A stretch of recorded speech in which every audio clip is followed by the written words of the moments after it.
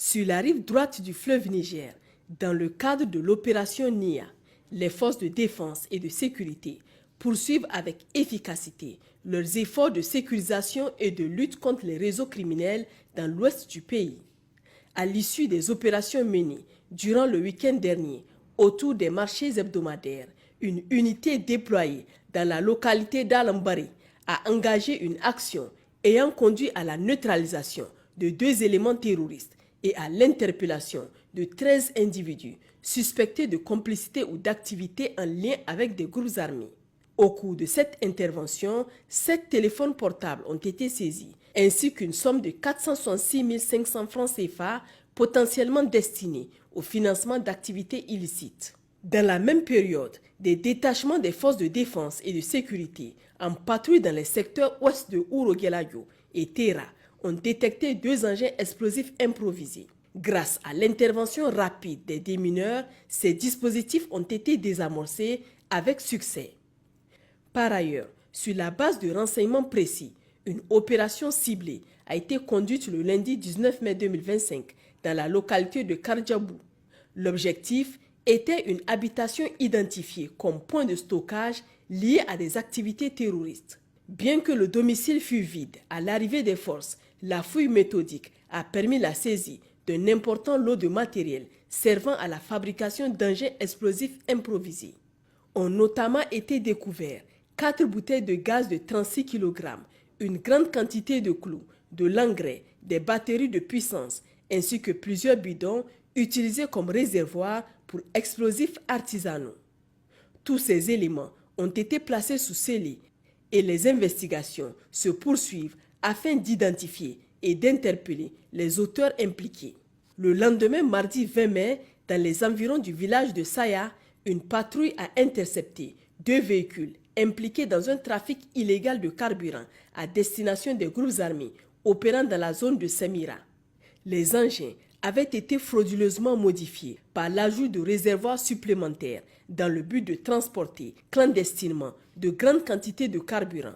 L'opération s'est soldée par l'arrestation des 2 conducteurs qui ont été immédiatement remis aux autorités compétentes pour les besoins de l'enquête.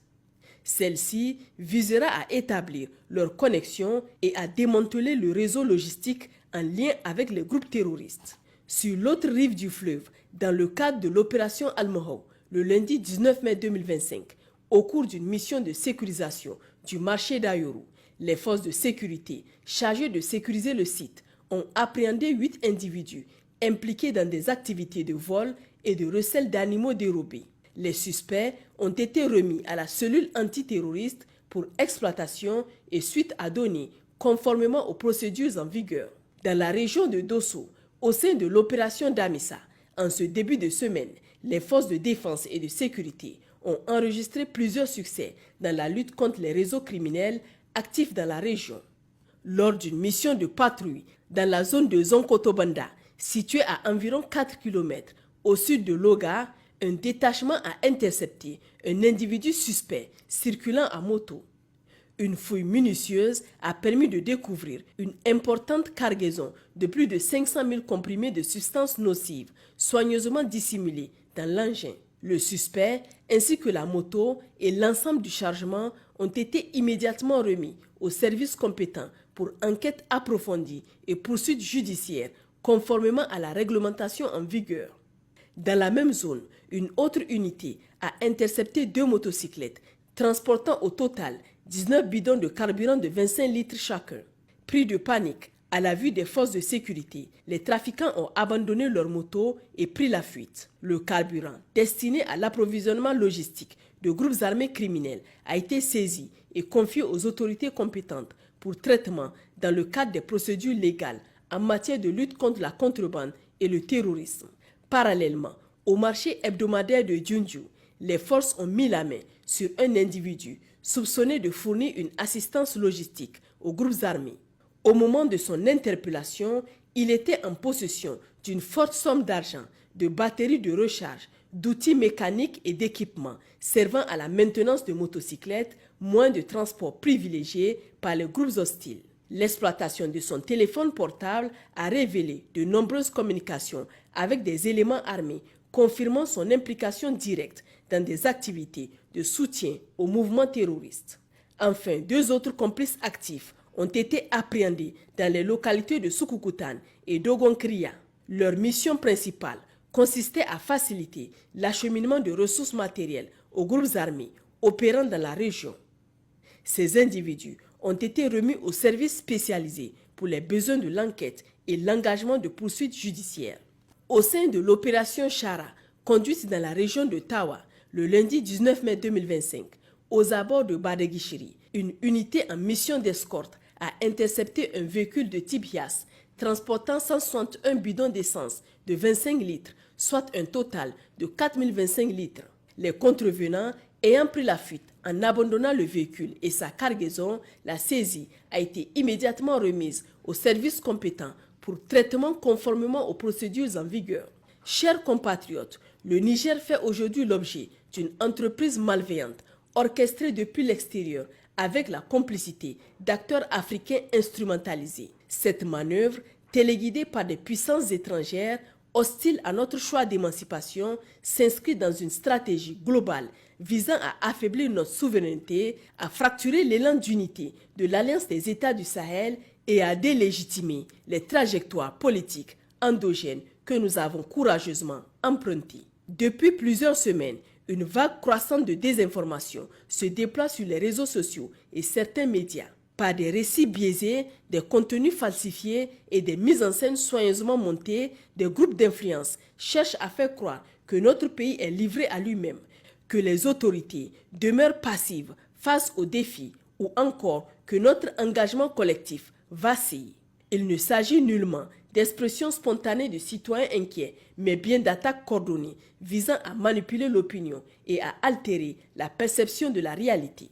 Des sources fiables confirment que cette opération ne fait que commencer. Elle prévoit dans les jours à venir la prolifération de contenus mensongers, faux experts mis en scène sur des tableaux étrangers, témoignages inventés, vidéos détournées, récits anxiogènes présentés comme des faits avérés.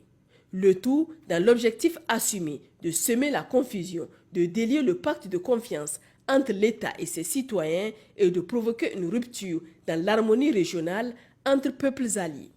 Mais ces stratagèmes ne sauraient prospérer dans un espace où les consciences sont éveillées.